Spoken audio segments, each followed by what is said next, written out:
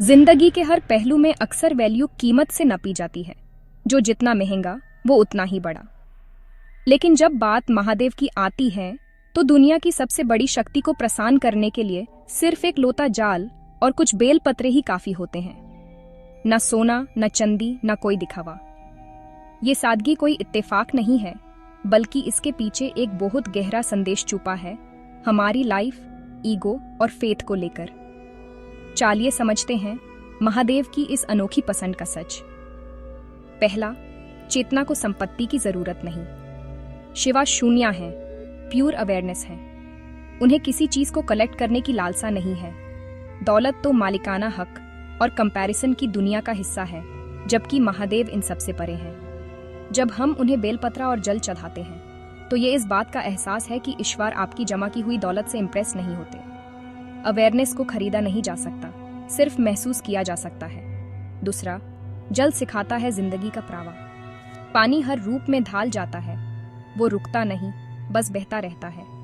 शिवजी को जल चढ़ाकर हम ये सीखते हैं कि लाइफ में फ्लेक्सिबिलिटी जरूरी है, कंट्रोल नहीं। दौलत अक्सर इंसान को रिजिड और डरपोक बना देती है, पर पानी हमें सरेंडर और कंटिन्यूटी सिखाता है। तीसरा, बेलपत्रा सुंदरता नहीं, संतुलन। बेलपत्रे सजावट के लिए नहीं, बल्कि संतुलन के लिए चुने गए हैं। ये हमारे विचार, कराम और अवेयरनेस के बीच के हार्मनी को दर्शाते हैं। फूलों की तरह ये सिर्फ आंखों को सुकून नहीं देते, बल्कि ध्यान को अंदर की तरफ मोड़ते हैं। महादेव की पूजा बाहरी परफेक्शन से ज्यादा अंदरूनी अलाइनमेंट पर जोर देती है। चौथा, अहंकार का त्याग। सोने और चांदी में अक्सर गर्व छुपा होता है, जो कभी कभी दिखावे का जरिया बन जाता है। महादेव अहंकार का विनाश करते हैं। उनके शरीर पर लगी भस्म हर तरह की पहचान के अंत का प्रतीक है।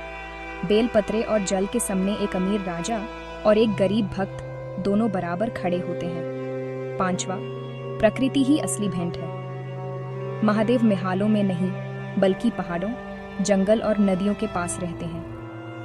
प्रकृति की चीजें भेंट करने का मतलब है ये मानना कि इंसान एनवायरनमेंट से अलग नहीं है। ये मलिकाना हक जताने के बजाय सम्मान करना सिखाता है। छठा, वैराग्य और मोह से आजादी। शिवा की शिक्षाओं में वैराग्य सबसे ऊपर है। इसका मतलब ये नहीं कि जिंदगी छोड़ दो, बल्कि ये है कि ख्वाहिशों के गुलाम मत बनो।